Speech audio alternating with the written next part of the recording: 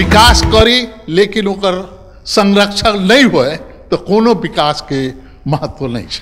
तो नीचे से ऊपर तक का निकाय भ्रष्टाचार में लिप्त है। सबसे ज़्यादा विकास नहीं होने का सबसे बाधक है ये सरकारी पैसा मिलीजुली खाने का, जो बांट फाट करके खाने का।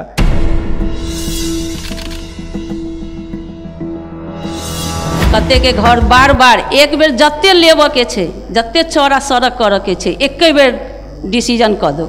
ई साले साले दू साल पर जे लोग घर तोड़े छै, गरीब जनता सबके सेहो तकलीफ छै, उ सब कतऽसँ ठीक करते। हुलाकी मार्ग मधेश के लाइफ लाइन छै आ ई केंद्र सरकार के लिए एक मजाक के विषय छै।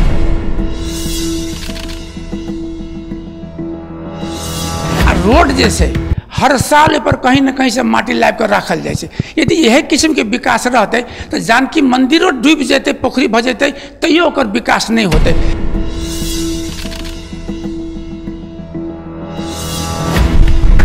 प्रदेश नंबर 2 के मुख्यमंत्री माननीय मोहम्मद लाल बाबू जी तथा नेपाली कांग्रेस के संसदीय दल के नेता राम सरोज यादव, राजनीतिक विश्लेषक तथा अर्थविद डॉक्टर सुरेंद्र लाभ संघ के जनमंच में सहभागी सबके बहादुर यह शुक्र दिन रात 9 बजे